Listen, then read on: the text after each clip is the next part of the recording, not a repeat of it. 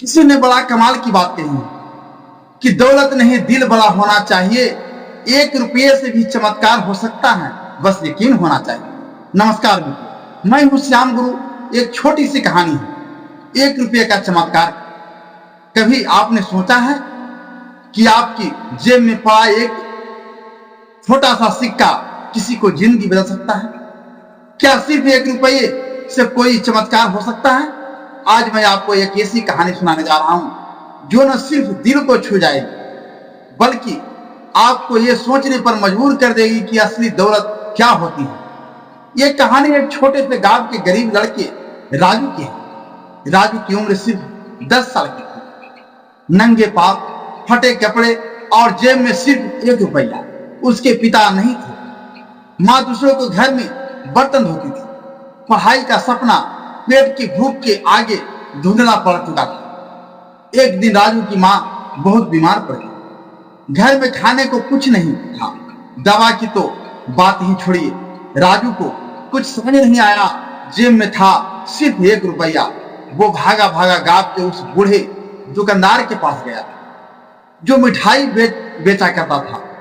राजू ने कांपते हाथों से वो 1 रुपया बढ़ाते हुए कहा, चाचा, मेरी माँ बहुत बीमार है, क्या इससे कुछ मिल सकता है? दुकानदार ने पहले तो हंस कर देखा, फिर उसकी आंखें भर आई। वो बोला, बेटा, ये 1 रुपया नहीं, ये तो प्यार, श्रद्धा और हिम्मत का सबसे कीमती सिक्का। फिर उसने राजू को खाने का एक पैकेट, कुछ दवाइयां और कागज थमाया। राजू हैरान, चाचा, ये सब 1 रुपये में?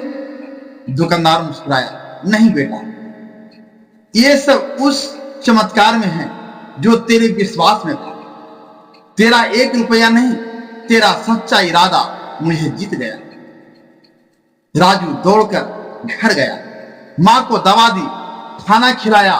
कुछ दिनों में माँ ठीक हो गई।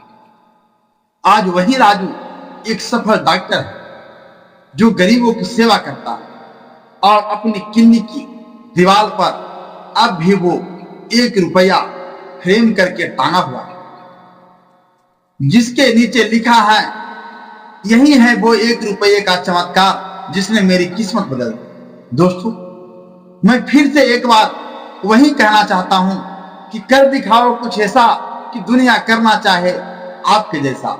दोस्तों, कभी किसी की मदद छोटी मत समझिए, कभी अपनी छोटी कोशिश को कम मत आंकिए। कभी कभी सिर्फ 1 रुपया, एक शब्द, एक हाथ किसी की जिंदगी बदल सकता है।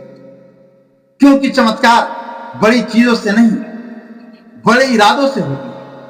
अगर आपको यह कहानी प्रेरणादायक लगी हो तो अगली बार मैं आपको सुनाऊंगी एक खाली थैला और करोड़पति बनने की शुरुआत की सच्ची कहानी।